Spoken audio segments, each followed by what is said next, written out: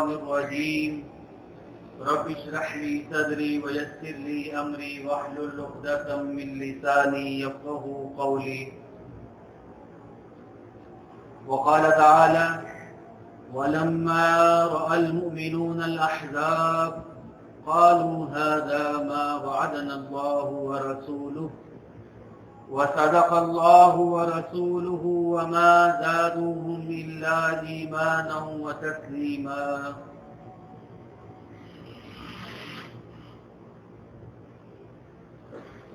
تمام قسم کی تعلیمات، عبادات، بزرگی اور بڑائی ایک اللہ وحدہ لا شریک کے لیے،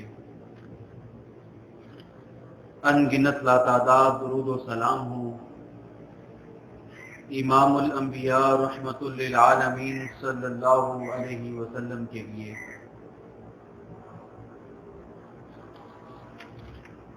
عزیزان گرامی، پیارے نبی صلی اللہ علیہ وسلم کی سیرت مبارکہ کا بیان سلسلہ وار جاری ہے۔ آپ کی سیرت مبارکہ کے ان گوشوں سے جہاں رسول اللہ صلی اللہ علیہ وسلم کی جنگی زندگی، سیاسی زندگی کے پہلوؤں پر روشنی ڈالی جاتی ہے، اس کے ساتھ ساتھ ہمارے اس دور کے اندر ہمارے معاشروں میں آپ کی مبارک زندگی سے حاصل کیے جانے والے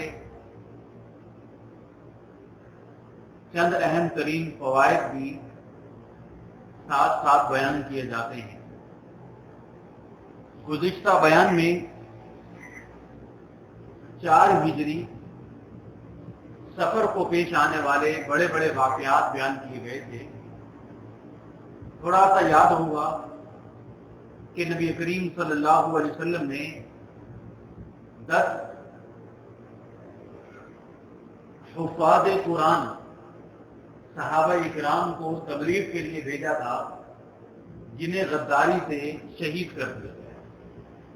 اسی واقعے کے تھوڑے عرصے بعد، چند دن کے اندر، بئر معونہ کا واقعہ پیش آیا۔ وہ اس طرح ہوا کہ ایک قبیلے کا سردار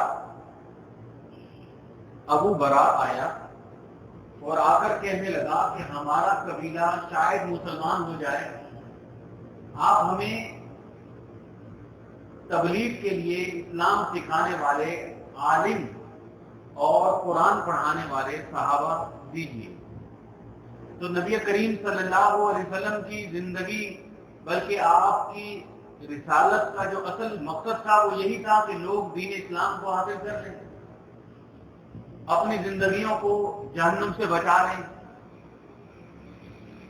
آپ کا مقصد ہی یہ تھا کہ لوگ جنگوں کے اندر قتل نہ ہوں بلکہ دین اسلام کو قبول کر لیں۔ اس لیے آپ نے 70 صحابہ اکرام کو روانہ فرمایا۔ 70 بہت بڑی تعداد ہوتی ہے، اور یہ سارے کے سارے قیمتی لوگ تھے، اس لحاظ سے کہ یہ حافظ قرآن تھے، دین کو سیکھے ہوئے تھے، پڑھے ہوئے تھے۔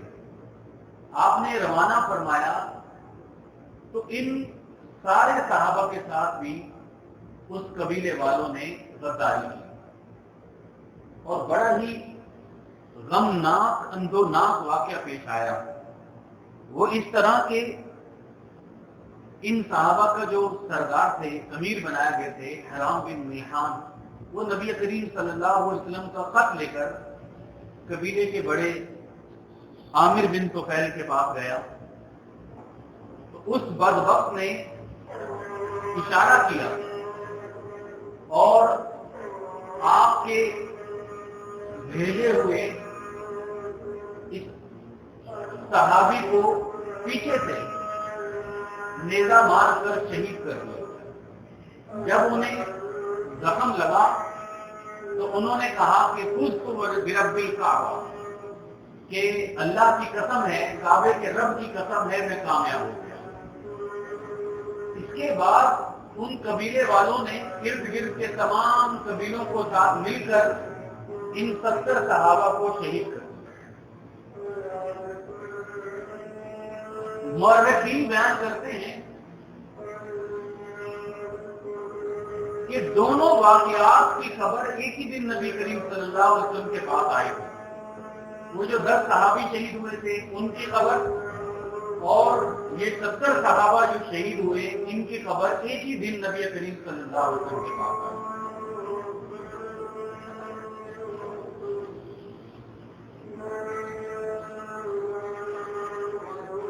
پیارے نبی صلی اللہ علیہ وسلم، آپ اندازہ لگا سکتے ہیں کہ انتہائی نرم دل کے مالک تھے۔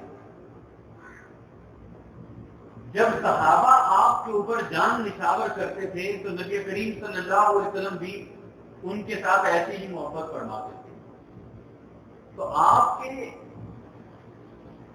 پڑھے ہوئے، آپ سے قرآن سیکھے ہوئے، جب اتنی بڑی تعداد اچانک ان کے شہید ہونے کی خبر ملی تو آپ انتہائی غمناک ہو گئے،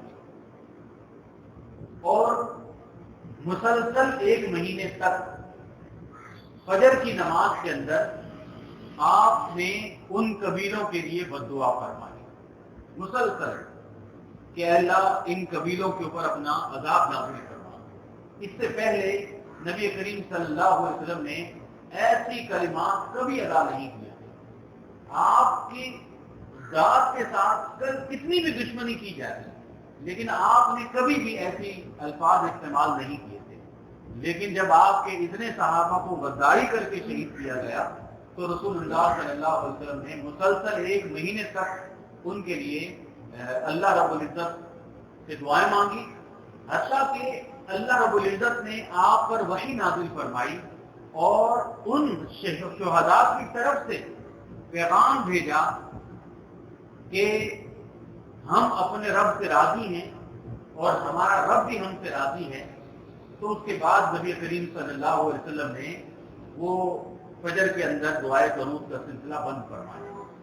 یہ آیتیں بھی نازل ہوئی کہ وَلَا تَقُولُوا لِمَن يُقْتَلُ فِي سَبِيلِ اللَّهِ أَمْوَاتًا، کہ جو لوگ اللہ کی راہ میں شہید ہو جاتے ہیں انہیں مردہ نہ کہا کرو۔ یہ بھی آیتیں نازل ہوئی کہ وَلَا تَحْسَبَنَّ الَّذِينَ قُتِلُوا فِي سَبِيلِ اللَّهِ أَمْوَاتًا، کہ آپ ان لوگوں کو جو اللہ کی راہ میں شہید ہو گئے ہیں مردہ نہ سمجھیں، بل احیاء، وہ زندہ ہیں۔ کس طریقے سے زندہ ہیں؟ عند ربہم، اللہ کے پاس زندہ ہیں، یرزقون، اور اللہ رب العزت کے پاس وہ رزق ان کو دیا جاتا ہے اور وہ اللہ کے رزق سے لطف اندوز ہو رہے ہیں۔ یہ واقعہ اور اس سے پچھلا جو واقعہ میں نے آپ کے سامنے گزشتہ بیان میں بیان کیا تھا، ان کو بیان کرنے کا صرف ایک ہی مقصد ہے کہ ہم آئندہ آنے والے بڑے بڑے واقعات کو سمجھ سکیں کہ نبی کریم صلی اللہ علیہ وسلم نے سب کچھ فیصلے کیے تھے، اس کی وجہ ہمیں سمجھ میں آ جائے کہ ارد گرد کے قبائل نے، مدینہ کے ارد گرد کے قبائل نے غداری کر کے نقصان کتنے بڑے بڑے پہنچائے تھے۔ اس بات کو سمجھنے کے لیے یہ بیان کیا جا رہا ہے۔ ایک اور مقصد بھی ہو سکتا ہے، وہ یہ ہے کہ ان صحابہ نے اس دین کے لیے اپنی جانیں قربان کر دی۔ اکٹھے 70 صحابہ حافظ قرآن شہید ہو جایا کرتے تھے اس دین کے لیے، جس دین کو آج ہم نے اتنا ہلکا سمجھ لیا ہے کہ اللہ رب العزت نے اس دین کو سمجھنے اور حاصل کرنے کے لیے اتنی آسانیاں پیدا کر دی ہیں کہ ہمارے گھر کے دروازے تک دین سکھانے کے لیے آوازیں آتی ہیں اور ہمارے گھر کے اندر بھی دین سیکھنے کے ذرائع مہیا ہوتے ہیں، لیکن ہم اس کو سیکھتے نہیں اور ہم اس کی طرف توجہ بہت کم کرتے ہیں۔ اللہ رب العزت ہمیں سمجھنے کی توفیق عطا فرمائے۔ مدینے کے ساتھ آپ اس وقت کے نقشے کو سمجھیں، پھر آگے آنا جنگ احزاب یا جنگ خندق آپ کو سمجھ میں آئے گی کہ مدینے کے جنوب میں دو بڑے قبیلے یہودیوں کے آباد تھے، ایک بنو نذیر اور ایک بنو قریظہ۔ یہ پرانے آباد تھے نبی کریم صلی اللہ علیہ وسلم کی آمد سے پہلے۔ انہی دنوں بنو نذیر جو قبیلہ تھا انہوں نے ایک سازش کی، یہودی ہیں ہمیشہ سے سازش کرتے آئے ہیں کہ نبی کریم صلی اللہ علیہ وسلم کو کسی کام کے لیے بلائیں گے اور اچانک پہاڑی کے اوپر سے ان کے اوپر پتھر پھینک کے حملہ کر دیا جائے گا، یعنی نبی کریم صلی اللہ علیہ وسلم کو قتل کرنے کی سازش کی۔ ان بہت بڑا اپنی طرف سے انہوں نے کام کرنا شروع کر دیا۔ پیارے نبی صلی اللہ علیہ وسلم کو اس سازش کی اللہ تعالیٰ نے خبر دے دی۔ اس کے بعد نبی کریم صلی اللہ علیہ وسلم نے بنو نذیر قبیلے کو حکم دیا کہ یہاں سے جلا وطن ہو جاؤ، مطلب اس علاقے کو چھوڑ کر آپ کہیں اور چلے جائیں، ہم تمہیں ماریں گے نہیں، قتل نہیں کریں گے، اس سے بہتر یہ ہے کہ تم مدینہ کے علاقے کو چھوڑ کر یہاں سے چلے جاؤ۔ 10 دن کی ان کو مہلت دی گئی۔ یہودی ڈر گئے، انہوں نے سفر کی تیاری شروع کی، لیکن مدینے کے جو منافق تھے، جیسا کہ عبداللہ بن ابی تھا منافقوں کا سردار، وہ ان کا دوست تھا، اس نے جا کر یہودیوں کو کہا کہ تم اپنے علاقے چھوڑ کر کیوں جا رہے، ہم تمہاری مدد کریں گے، ہم تمہارے ساتھ دیں گے، ہم تمہارے ساتھ مل کر جنگ کریں گے، تم یہیں رہو۔ قرآن میں اللہ رب العزت نے ان کے بالکل الفاظ بیان کیے کہ لئن اخرجتم لنخرجن معکم، اگر تم نکلو گے مدینہ سے تو ہم بھی تمہارے ساتھ نکلیں گے، ولا نطیع فیکم احدا ابدا، ہم تمہارے بارے میں کسی کی کوئی بات نہیں سنیں گے، وَإِن قُوتِلْتُمْ لَنَنصُرَنَّكُمْ، اگر تمہیں کسی نے جنگ کی تو ہم تمہاری مدد کریں گے۔ نبی کریم صلی اللہ علیہ وسلم نے 10 دن کے بعد حکم دیا کہ چلے جاؤ یہاں سے، تو وہ جانے کے لیے تیار ہی نہیں ہوئے۔ پہلے تیار ہو رہے تھے لیکن جب منافقین نے اشارہ کیا تو وہ ڈٹ گئے، تو رسول اللہ صلی اللہ علیہ وسلم نے ان کا محاصرہ کیا، چاروں طرف سے ان کو گھیر لیا، پھر انہوں نے معافی مانگی اور کہا کہ ہمیں یہاں سے جانے کی اجازت دیجیے، اور پھر انہوں نے اپنا سامان اٹھایا، گھر کا ساز و سامان لیا اور وہاں سے نکلنے کے لیے تیار ہو گئے۔ اللہ رب العزت نے قرآن کریم میں ایسے موقع کے بارے میں ارشاد فرمایا، کمثل الشیطان اذ قال للانسان اکفر، یہ منافقوں کی مثال شیطان کی طرح ہے۔ یہ شیطان بھی یہی کام کرتا ہے، یہ انسان کے پاس آتا ہے اور کہتا ہے اکفر کر، اللہ کی نافرمانی کر۔ شیطان اکساتا ہے اور کہتا ہے کہ اللہ رب العزت کی نافرمانی کر۔ فلما کفر، جب یہ شیطان کھلم کھلا کفر کرتا ہے انسان، اللہ رب العزت کی طرف سے عذاب آتا ہے، پکڑ آتی ہے، تو شیطان کہتا ہے انی بری ہوں من کا، میرا تیرے ساتھ کوئی تعلق نہیں۔ یہ شیطان جو آج انسانوں کو گمراہ کرتا ہے، کل قیامت کے دن یہی کہے گا انی بری ہوں من کا، میرا تمہارے ساتھ کوئی تعلق نہیں، میں نے تمہیں زبردستی گناہوں کے لیے تیار نہیں کیا تھا۔ ان یہودیوں نے کہا کہ اللہ کے رسول ہم جائیں گے لیکن ہم اپنا سامان بھی ساتھ لے کے جائیں گے، تو نبی کریم صلی اللہ علیہ وسلم نے فرمایا کہ ٹھیک ہے تم اپنا سامان لے جاؤ۔ تو وہ یہودیوں کی حالت بتائی گئی ہے کہ انہوں نے اپنے گھروں کے دروازے بھی اکھیڑ لیے، لکڑی کے کھڑکیاں اکھیڑ لی، ایک ایک ذرہ بھی وہاں سے انہوں نے لاد کے وہاں سے چلے گئے۔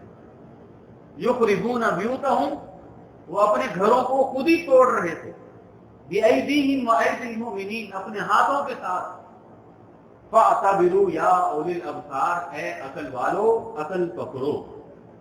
اس کے کچھ عرصے کے بعد مدینہ میں امن ہو گیا۔ اب صحابہ نے سمجھا کہ سارے فتنے ختم ہو گئے، یہودیوں کا قبیلہ بھی یہاں سے چلا گیا، اب سکون میں رہیں گے۔ لیکن حضرت عیسیٰ علیہ السلام نے یہودیوں کے بارے میں فرمایا تھا کہ یوں کی اولاد ہے۔ انجیل کے اندر عیسیٰ علیہ السلام کا یہ قول موجود ہے کہ یہودی سانپوں کی اولاد ہیں، مطلب انہیں دودھ بھی پلائیں گے تو ایک وقت آتا ہے کہ یہ دس لیتے ہیں، نقصان ضرور پہنچاتے ہیں۔ لہذا انہوں نے یہودیوں نے مدینہ سے نکلے، خیبر میں جا کر آباد ہو گئے، وہاں جا کر انہوں نے پورے عرب کے حجاز کے اندر سازشیں شروع کر دی. مشرکین مکہ کو پیغام بھیجا کہ تم مدینے پہ حملہ کرو. ایک بڑا قبیلہ بنو غطفان اس کو پیغام بھیجا کہ تم حملہ کرو. مدینے کے قریب ایک یہودی بنو قریظہ آباد تھے, ان کو پیغام بھیجا کہ تم بھی حملہ کرو. اور ایک اتنی بڑی سازش تیار کی کہ سارے مل کر جب ہم حملہ کریں گے مدینہ پر تو مدینہ والے پھر جواب نہیں دے سکیں گے. اتنی خطرناک سازش تیار کی کہ ایک ایک کر کے حملہ نہ کرو, مل کر حملہ کریں گے. چنانچہ انہوں نے تمام مشرکین مکہ, دیرت گر عرب قبائل, یہودی, خیبر کے یہودی, سب نے مل کر مدینہ کا گھیراؤ کرنے کے لیے تیاریاں شروع کر دی. ادھر نبی کریم صلی اللہ علیہ وسلم کو اللہ رب العزت نے یہودیوں کی ان چالوں کی خبر بتائی, اور عیسیٰ علیہ السلام نے یہ جو فرمایا تھا کہ یہودی سانپوں کی اولاد ہیں, یہ بالکل صحیح فرمایا. اللہ کے نبی تھے اور وہ بنی اسرائیل میں ہی پیدا ہوئے تھے, انہی کے اندر پیدا ہوئے تھے, اور ان کی سازشوں, ان کی چال, ان کے مکر فریب, ہر قسم کی چیزوں سے وہ واقف تھے. آج اس وقت آپ اندازہ لگائیں کہ پوری دنیا کے اندر صرف 2 کروڑ بھی آبادی یہودیوں کی نہیں پوری دنیا میں, لیکن پوری دنیا کا مالیاتی نظام, بینکنگ سسٹم, تعلیمی نظام اور میڈیا ان یہودیوں نے اپنے کنٹرول میں لیا ہوا, اور اس کے ذریعے عیسائی جو قوم ہے, عیسائی اس وقت 1-2 ارب سے زیادہ قوم ہے, اور بہت سارے ملک ہیں عیسائیوں کے. امریکہ عیسائیوں کا بڑا ملک ہے, پورا یورپ عیسائیوں کا ہے, لیکن وہ یہودیوں کے سامنے لیٹ گئے سیاسی طور پر, ان کے غلام بن چکے ہیں. جیسے جیسے یہودی ان کو چلاتے ہیں وہ عیسائی ویسے چلتے ہیں. ہندو بہت بڑی قوم ہے, 70-80 کروڑ سے زیادہ ان کی آبادی ہے, لیکن وہ یہودیوں کا غلام ہے, ان کے اشاروں پر چلتے ہیں. صرف مسلمان اور مسلمانوں میں سے بھی کچھ مسلمان بچے ہیں جو یہودیوں کا ابھی بھی مخالفت کرنے کی کوشش کرتے ہیں, وگرنہ مسلمان ملکوں کے اکثر جو حکمران ہیں ان کی بیویاں یہودی ہیں, ان کے گھروں کے اندر یہودی ملازم کام کرتے ہیں. ہر طریقے سے انہوں نے پورے دنیا کو گھیرا ہوا ہے. اور یہ یہودی بھی وہ یہودی نہیں کہ اللہ رب العزت کی عبادت کرنے والے اور اللہ رب العزت کو ماننے والے, اللہ کے نبیوں کو ماننے والے, بلکہ یہودی وائلنس قوم بن چکی ہے جو ہر طریقے سے شیطان کے پجاری اور دجال کی آمد کے منتظر. اللہ اکبر.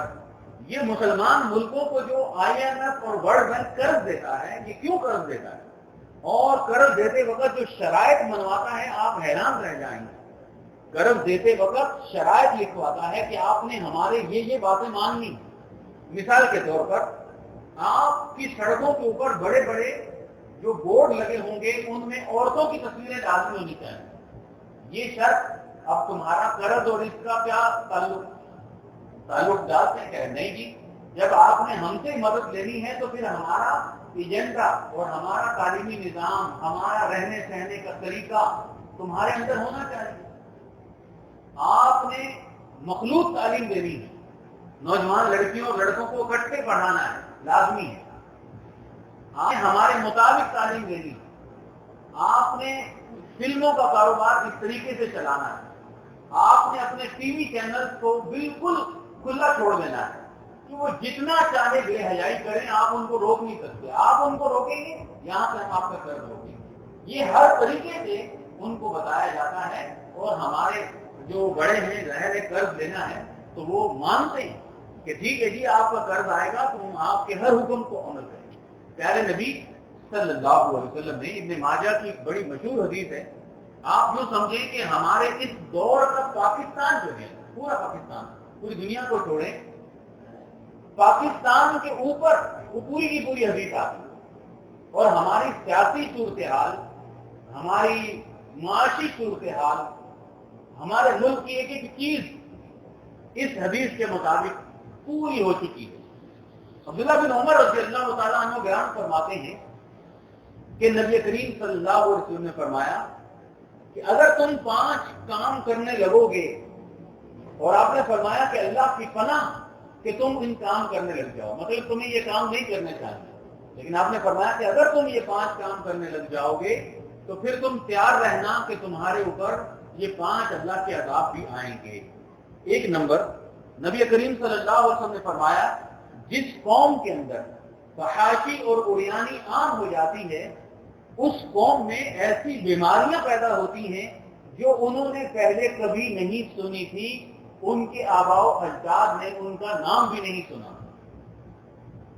آپ دیکھیں کہ سندھ کے اندر وبا کی طرح ایڈز پھیل چکا ہے، ایڈز ایسی بیماری کہ جو نام لے کر بھی لوگ کام چاہتے ہیں۔ اگر فحاشی اور عریانی کو عام کرو گے، یہ وہ جگہ ہیں جہاں پر باقاعدہ اسکریننگ ہو رہی ہے، ٹیسٹ ہو رہے ہیں، پتہ چل رہا ہے، اور اگر پورے پاکستان میں ٹیسٹ شروع کر دی جائے تو پتہ لگے کہ پتہ نہیں کیا کیا ہو گیا۔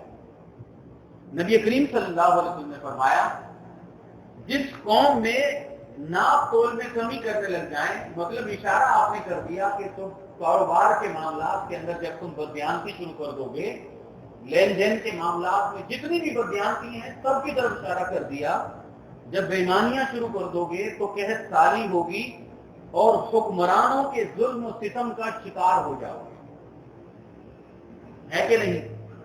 تیسری چیز فرمائی کہ جب لوگ مسلمان اپنے مال کی زکوٰۃ دینے سے انکار کر دیں گے تو اللہ رب العزت بارشیں روک لیں گے، اور فرمایا کہ اگر جانور نہ ہوتے، یہ پرندے نہ ہوتے تو پھر اللہ رب العزت کی طرف سے ایک قطرہ بھی بارش نازل نہ ہوتی۔ چوتھی بات یہ فرمائی کہ جب تم اللہ اور اس کے رسول سے کیا ہوا وعدہ توڑو گے تو اللہ رب العزت غیر قوموں کو تمہارے اوپر مسلط کر دے گا جو تمہارے دشمن ہوں گے اور تمہارے مالوں کو چھین لیں گے۔ لفظ استعمال کیا کہ تمہارا مال چھین لیں گے۔ غیر قوموں میں مراد کون ہے؟ یہ IMF اور ورلڈ بینک جو مسلط ہو جاتا ہے اور پھر ہمارا مال ہم سے چھین کے لے جاتا ہے۔ 5,000 ارب روپے 5,000 ارب روپے صرف اس قرض کا سود ادا کرنے پر خرچ ہوتے ہیں جو آپ کے اور میرے، ہمارے پورے پاکستان کا جو سالانہ ٹیکس ریٹرن جمع ہوتا ہے اس میں 5 کھرب روپے، سیدھے 5,000 ارب روپے قرض نہیں ادا ہو رہا، اس قرض کا سود ادا کرنے کے اندر خرچ ہوتے ہیں جو قرض لیا گیا تھا، یعنی ہمارا مال چھین کے لے جاتے ہیں۔ پیارے نبی صلی اللہ علیہ وسلم نے فرمایا 5ویں بات یہ ہے کہ جب ہمارے حکمران اللہ کے حکم کے مطابق فیصلہ سے باز آنے گے، رک جائیں گے تو اللہ رب العزت ان کے اندر تمہارے اندر اختلافات پیدا کر دیں گے، جو ظاہر ہے فرقہ پرستی اور سیاسی پارٹیوں کی شکل میں اتنا اختلاف ہو چکا ہے کہ کوئی کسی کو مسلمان سمجھنے کے لیے تیار ہی نہیں۔ یہ ساری باتیں اس طور پر میں بیان کر رہا ہوں کہ قوم یہود نے ان مسلمانوں کو کس جگہ پر پہنچا دیا۔ یہاں پر یہودیوں کو بلیم دینے کے بجائے مسلمانوں کو خود بھی سوچنا چاہیے کہ آخر اتنی چھوٹی سی قوم ہم پر قابض کیسے ہو جاتی ہے، وہ قوم کیا ہے اور وہ کیا کرتی ہے، ان کے بارے میں جو یہودیوں کو جانتے ہیں اور ان کے رہن سہن، ان کے کاروبار، ان کی زندگیوں سے واقف ہیں کہ دشمن ہیں ہمارے۔ وہاں نبی صلی اللہ علیہ وسلم سے بھی دشمنی کر رہے تھے، لیکن ان کی زندگی کو پتہ تو کرے کہ وہ کون لوگ ہیں، کیا ہیں، تو بتاتے ہیں کہ وہ قوم جو ہے وہ اپنے بچوں کو بچپن ہی سے جو تعلیم دیتے ہیں اس کے اندر تیر اندازی سکھاتے ہیں، آرچری تیر اندازی سکھاتے ہیں، شوٹنگ سکھاتے ہیں کہ نشانہ بازی کرنا، اپنے بچوں کو حساب، میتھ، فزکس کی تعلیم دیتے ہیں، اپنے بچوں کو نوکری کرنا نہیں سکھاتے بلکہ کاروبار کرنے کے اوپر زیادہ ترجیح دیتے ہیں۔ ان کی ایک عمر مقرر ہے کہ اس عمر سے پہلے ان کے ہاتھوں میں موبائل نہیں آئے گا، بچوں کے ہاتھوں میں۔ ہمارے گھروں میں، ہمارے مدرسوں میں، ہمارے اسکولوں میں بچیوں کے پاس جو موبائل، اور ان موبائل سے بھی کوئی علمی کام نہیں بلکہ کھیل، گیم کارٹون، فلمیں، گانے، 24 گھنٹے بس یہ قوم کھیل میں لگی رہے اور یہ اپنے مقصد کو بھول جائیں. ایک مقصد کو اللہ کو راضی کرنا، اپنی آخرت کو آباد کرنا، جنت کو حاصل کرنا، اس کو بھی بھول جائیں گے. دوسرا مقصد یہ ہمارے غلام بن کے رہیں گے ہر طریقے سے. ہمارے گھروں کے اندر ہمارے ماں باپ، ہمارے بزرگ، ہماری مائیں بہنیں 24 گھنٹے کن کاموں کے اندر مصروف رہتے ہیں. ایک رشتہ نہیں ہو رہا، شادی ہو جائے تو پھر اس کو برقرار رکھنے کی پریشانی ہے. خواتین 24 گھنٹے اس کام میں مصروف ہوتی ہے. شادی ہو اور اس کے بعد اپنے شوہر کو کیسے بچا کے رکھے، کیونکہ ساری عورتیں مل کر پھر اس رشتے کو توڑنے لگ جائیں گی. یہی زندگی کا مقصد رہ گیا. جو بچے ہیں اللہ نے دیے ان کی طرف توجہ کریں. ان کو دے دیا، ان کے ہاتھوں میں موبائل پکڑا دی اور جان چھوٹ گئی ہے، ہماری جان چھوٹ گئی. تو اس طور پر کبھی بھی دنیا کے اندر کامیابی اور آخرت کی کامیابی حاصل نہیں ہوتی. یہاں رسول اللہ صلی اللہ علیہ وسلم نے ان یہودیوں، مشرکین اور ان بڑی بڑی سازشوں کا مقابلہ کیا. آپ دیکھیں اور حیران رہ جائیں گے. پیارے نبی صلی اللہ علیہ وسلم کو خبر ملی کہ پورا عرب، سارے یہودی مشرکین مکہ کے لوگ سب حملہ کر رہے ہیں اور 10,000 کا لشکر آ رہا ہے. 10,000. آج سے پہلے زیادہ سے زیادہ لشکر کتنا آتا تھا مشرکین کا؟ 1,000 لوگ آتے تھے. پیارے نبی صلی اللہ علیہ وسلم نے 5 ہجری شوال کا دور ہے، شوال کا مہینہ، یہی مہینہ چل رہا ہے، خندق کھودنے کا صحابہ سے مشورہ کیا کہ اب ہم کیا کریں. صحابہ میں ایک صحابی تھے سلمان فارسی رضی اللہ عنہ، جو ایران سے آئے تھے. انہوں نے کہا کہ اللہ کے رسول صلی اللہ علیہ وسلم، ہم کھلے میدان میں اتنے بڑے لشکر کا مقابلہ نہیں کر سکتے. ہم ایسا کریں گے کہ ہم ان کو اپنے اوپر حملہ کرنے سے روک دیں. کیسے؟ کہ ہم جہاں سے وہ حملہ کریں گے بیچ میں ہم ایک بہت بڑی خندق کھودتے تھے. خندق کھودتے تھے، یوں سمجھ لیں کہ بہت بڑی نہر کھودتے تھے تاکہ وہ حملہ نہ کر سکے. اللہ رب العزت کی طرف سے مدینہ جو بستی تھی ایسی تھی کہ 3 طرف سے پہاڑ تھے، بڑے بڑے پہاڑ تھے جہاں سے حملہ نہیں ہو سکتا تھا. صرف ایک طرف سے شمال کی طرف سے کھلی میدان تھی اور وہ فاصلہ ہے 1.5 کلومیٹر کا لمبا فاصلہ ہے جہاں سے حملہ ہو سکتا ہے. تو رسول اللہ صلی اللہ علیہ وسلم نے ان 3,000 صحابہ کو جمع کیا اور ان ہر 10 آدمیوں کو 40-40 فٹ کا علاقہ دیا کہ تم یہاں سے کھدائی شروع کرو جو 3 میٹر گہری ہو اور 10 میٹر چوڑی ہو. اور کتنا کلومیٹر؟ 1.5 کلومیٹر، تقریباً 1 میل کا فاصلہ تھا پورا. اتنے فاصلے پر ایک بڑی نہر کھود دی. چند دنوں کے اندر یہ کام ہو گیا. سبحان اللہ. کیسے ہوا؟ کس طریقے سے ہوا؟ آج اگر 3,000 بندے ہوں تو ہم تو ان کو اکٹھا کر کے ایک جگہ پر جمع بھی نہیں کر سکتے.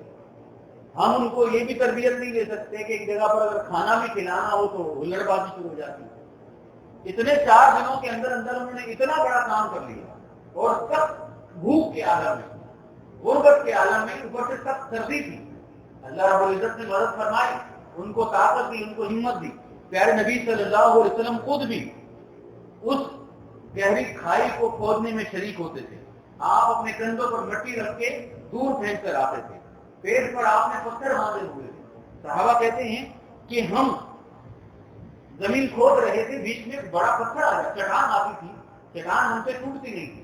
نبی کریم صلی اللہ علیہ وسلم نیچے اترتے اور اتر کر اس کو کدال مارتے، جس سے اللہ رب العزت کے حکم سے وہ چٹان ریزہ ریزہ ہو جاتی. تو پھر ہم دوبارہ کھدائی شروع کر دیتے. اس میں صرف ایک نقطہ ملتا ہے، وہ ہے کہ نظم و ضبط اور ڈسپلن. یہ طریقہ 1400-1500 سال پہلے اس امت کو نبی کریم صلی اللہ علیہ وسلم نے سکھایا کہ بڑے سے بڑا کام بھی کیوں نہ ہو، بس ایک امیر کی حکم ماننا، اتحاد کرنا، ڈسپلن کے ساتھ، نظم و ضبط کے ساتھ کہ اپنی باری پر اپنا کام کریں. اس طریقے سے کامیابی ملتی ہے.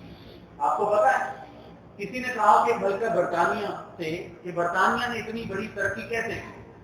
تو اس نے کہا کہ ہم نے ترقی جو کی ہے وہ لائن بنانے سیکھنے سے کی، کہ ہم ہر کام لائن بنا کر کرتے ہیں، جس کو ہم کہتے ہیں ڈسپلن سے کام کرنا، کہ اپنی باری پر جو بھی ہمارا کام ہے ہم کر لیتے ہیں، ہر جگہ پر ہم لائن بناتے ہیں اور بڑے پرسکون کھڑے ہوتے ہیں۔ گاڑی سفر کے اندر بھی لائن بناتے ہیں، کسی جگہ پر کھڑے ہوں اسٹور پر بھی لائن بناتے ہیں، خریدنا ہو لائن بناتے ہیں، نکلنا ہو لائن بناتے ہیں، کہیں سے کوئی کھانے کی چیز ہو تو ہم لائن۔ یہ کون ہمیں بتا رہا ہے؟ جو جن کو ان کے یہ اتنی بڑی بڑی سنتوں کا پتہ نہیں، اور ہمارے نبی کریم صلی اللہ علیہ وسلم نے تو ہمیں ہر 5 نمازوں کے اندر سب بندی کر کے بتایا کہ اس طریقے سے لائن بناؤ، اور عبادت کے اندر بھی لائن بناؤ اور سب بندی کرو۔ عبادت بھی ہماری سب بندی سے شروع ہوتی ہے، اس کے بعد تو مسلمانوں کا ہر کام سب بندی سے ہونا چاہیے۔ لیکن آپ دیکھیں کہ 100 سال 200 سال 1000 سال بھی گزر جائیں گے سمجھاتے ہوئے کہ بھائی لائن بنا کر کام کرے، کوئی نظم و ضبط نہیں نظر آئے گا۔ اگر ہم نے یہاں سے اب نکلنا بھی ہے، مسجد سے نکلنا بھی ہے، تو دھکم پھیر کر کے نکل جائیں گے۔ اگر ہم نے ٹریفک سے نکلنا ہے تو دھکم پھیر شروع کریں گے، اور اس کا نتیجہ یہ نکلتا ہے کہ سارا دن گاڑیاں پھنسی رہتی ہے، نکلتی نہیں۔ کیوں بھائی؟ کیونکہ کسی کو بھی صبر نہیں، کسی کو بھی سکون نہیں۔ اور یہی قوم، اور بلکہ ہمارے حکمران بھی اگر اسی لندن میں جاتے ہیں تو وہاں لائن بنا کر کھڑے ہو جاتے ہیں، ہر کام میں لائن بناتے ہیں۔ ان کو پتا ہے کہ یہاں پر لائن نہیں بنائیں گے تو پھر ہمیں کچھ بھی نہیں ملے گا۔ تو یہ رسول اللہ صلی اللہ علیہ وسلم کی بہت بڑی سنت ہمیں سمجھ میں آئی کہ آپ نے اتنا بڑا کام کیا صرف اور صرف اس سے نظم و ضبط سے، ڈسپلن سے، اور سب نے اپنے باری باری کام کیا۔ 10 بندے ملے، 40 فٹ کا ٹکڑا تھا، اور اس کو کھدائی شروع کر دی، سب نے اپنا کام کیا۔ تو وہ اتنا بڑا اللہ کے حکم سے کارنامہ انجام دیا۔ صحابہ کہتے ہیں کہ ایک مرتبہ نبی کریم صلی اللہ علیہ وسلم نے ایک کدال مار کے جب کھدائی کر رہے تھے تو پتھر پر جب کدال لگی تو وہاں سے چنگاریاں نکلی، روشنی نکلی۔ تو رسول اللہ صلی اللہ علیہ وسلم نے فرمایا اللہ اکبر، اوتیت مفاتیح الشام، اللہ تعالیٰ نے مجھے شام کے خزانے دے دیے۔ پھر آپ نے کدال ماری اور آپ نے فرمایا کہ اللہ نے مجھے ایران کے خزانے بھی دے دیے۔ اس وقت اگر میرے جیسے بندے کھڑے ہوتے کمزور ایمان والے تو ہم ہنستے اور ہم کہتے کہ یہ کیا بات ہے، یہاں کھانا نہیں مل رہا، بھوک ہے، دشمن حملہ کر رہا ہے، اور آپ ہمیں بتا رہے ہیں کہ ہم شام اور ایران کو بھی فتح کریں۔